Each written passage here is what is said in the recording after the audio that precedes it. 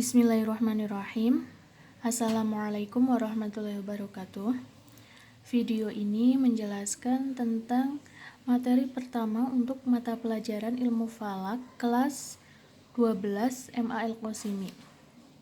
Nah, di materi pertama ini kita akan belajar tentang hisab tahun Jawa Aboge.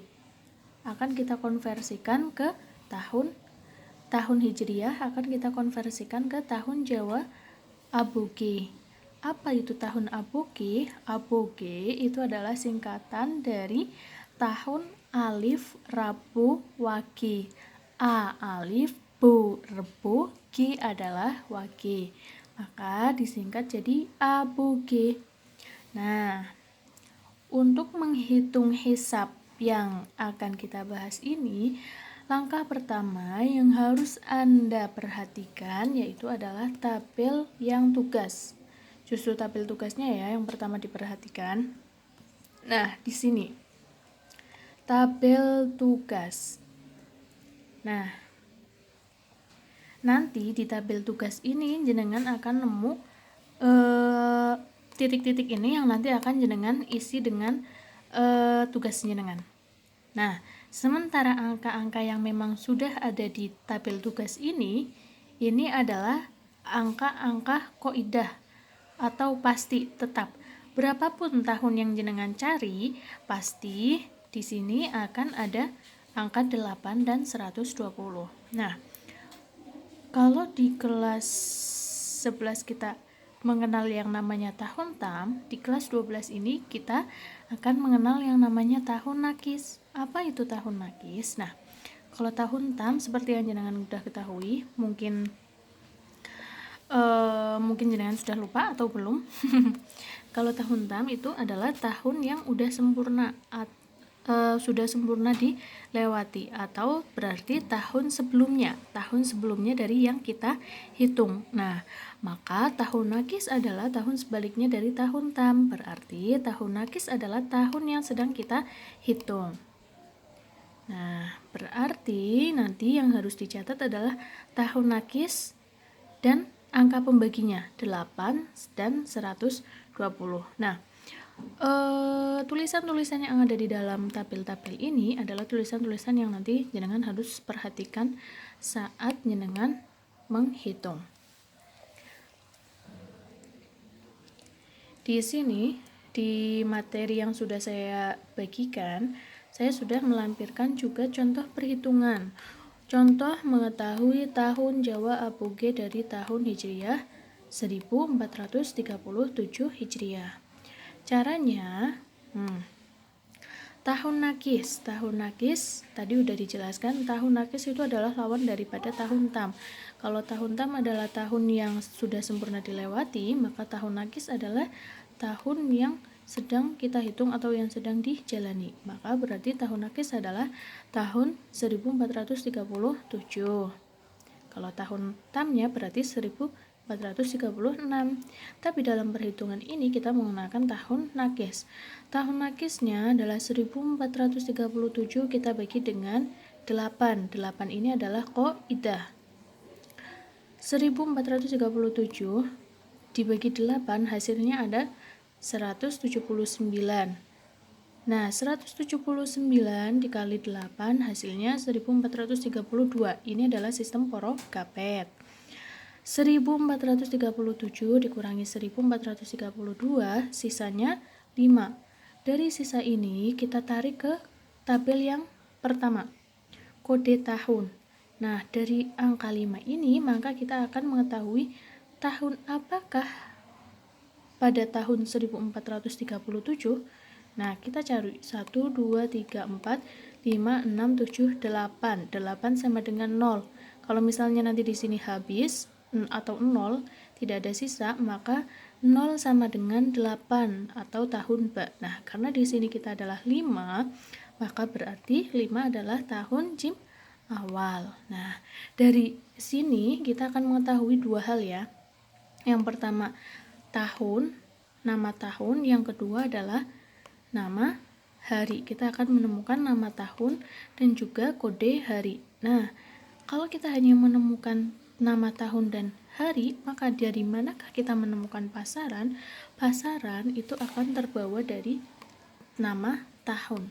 Kalau kita sudah mengetahui nama tahun, otomatis kita bisa mengetahui pasarannya. Nah, ini untuk mengetahui Porogabet pertama, pembagian pertama, ini untuk mengetahui nama tahun. Yang mana dari nama tahun ini otomatis kita akan mengetahui pasarannya. Nah, kemudian pembagian yang kedua ini dibagi 120, dari sini kita akan bisa mengetahui nama hari atau kode harinya. Nah, yang kedua masih menggunakan tahun nakis. Tahun nakisnya kita kurangkan dengan 120. Kalau yang pertama kita bagikan. Yang pertama kita bagikan dengan 8, yang kedua kita bagikan dengan 120. 1437 kita bagi dengan 120, hasilnya adalah 11. 11 dikali 120 hasilnya 1320. 1437 kita kurangkan dengan 1320, hasilnya 117. Nah, sampai di sini pembagian selesai. Selanjutnya kita akan memasukkan kode RMS 3. 3 ini dari mana nih? Di sini ada panah ke bawah. Lanjut ke sini. Artinya dari nama tahun ini kita akan menemukan angka yang harus kita masukkan di RMS. Paham? Dari nama tahun kita akan menemukan angka yang harus kita masukkan di RMS. Nama tahun yang kita dapat dari pembagian pertama adalah JIM awal. Kita lihat tahun JIM. Tahun JIM RMS-nya adalah 3. Maka yang kita masukkan di sini adalah 3. Kalau di sini nama tahunnya adalah tahun DAL, maka berarti 4. Kalau tahun ZA berarti 7 dan seterusnya. Di sini kita masukkan angka 3. Angka 14. Di sini ada tanda panah NB, nambah berita.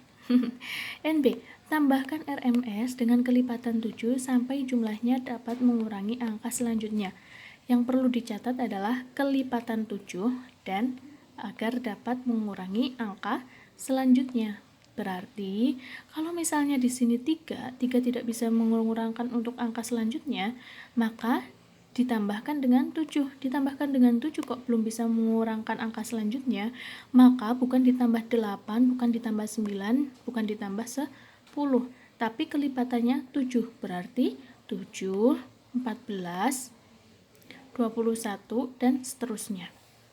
Nah, caranya kita harus memperhatikan ini, angka hasil pembagiannya dan juga RMS-nya. RMS ini jumlahnya harus bisa mengurangi angka hasil pembagian, atau di sini angka 11. Karena RMS ini adalah 3, maka tidak bisa untuk mengurangkan 11, maka 3 ini, RMS ini harus ditambah dengan kelipatan 7. Yang pertama ditambah 7, kalau ditambah 7 maka hasilnya baru 10. Sementara angka yang dikurangkan adalah 11, berarti belum memenuhi. Makanya ditambah dengan kelipatan 7 selanjutnya, yaitu 14. 3 ditambah 14 hasilnya 17. 17 baru kita kurangkan dengan 11, hasilnya 6. Begitu, diulangi lagi. Pertama, dalam proses pembagian yang kedua, tahun nakis kita kurangkan dengan 120. Hasilnya 11. 11 kita kalikan dengan 120, hasilnya 1320. Sisanya adalah 111. Udah selesai sampai sini pembagiannya. Dari sini terus kita ngambil menarik nama tahun ini, tahun JIM awal, kita tarik ke tabel selanjutnya, tabel kode selanjutnya. JIM RMS-nya adalah 3, maka kita masukkan 3. Nah, RMS ini harus bisa dikurangkan dengan hasil pembagian. Kalau hasil pembagiannya lebih besar dari RMS, maka RMS ini harus ditambah dengan kelipatan 7 sampai RMS ini bisa mengurangkan hasil pembagian. Karena RMS ini lebih kecil daripada hasil pembagian, maka RMS ini harus ditambah dengan kelipatan 7. Kalau ditambahkan dengan 7, dia masih belum bisa mengurangkan 11, maka ditambahkan dengan kelipatan 7 selanjutnya, yaitu 14. 3 ditambah 14 hasilnya 17. Nah, setelah 17 ini, maka RMS baru bisa dikurangkan dengan 11. 17 dikurangi 11 hasilnya 6. Kita lihat kode hari.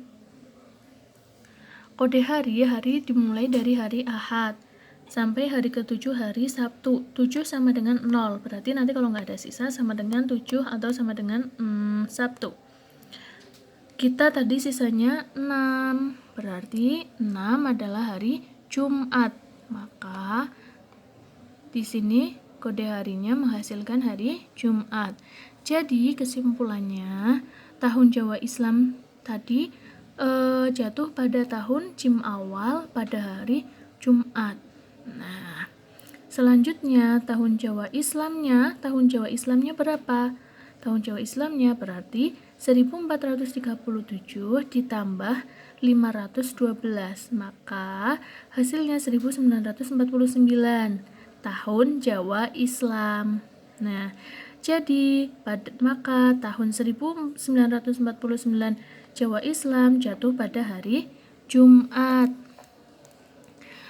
Nah, untuk pasarannya kita lihat di tabel yang di atas sendiri ya. Tabel yang di atas sendiri.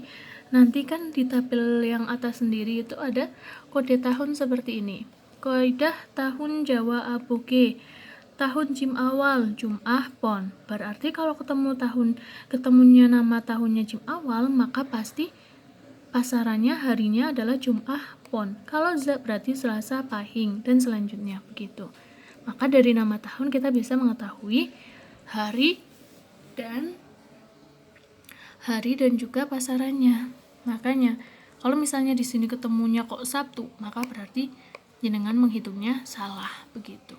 Nah, dari perhitungan dari dua pembagian itu tadi kita bisa mengetahui tahun Hijriyah yang kita cari itu jatuh pada tahun Jawa Islam apa gitu. Kita bisa mengetahui nama tahunnya, bisa mengetahui harinya, dan juga bisa mengetahui pasarannya dengan hisab yang sangat sederhana begitu.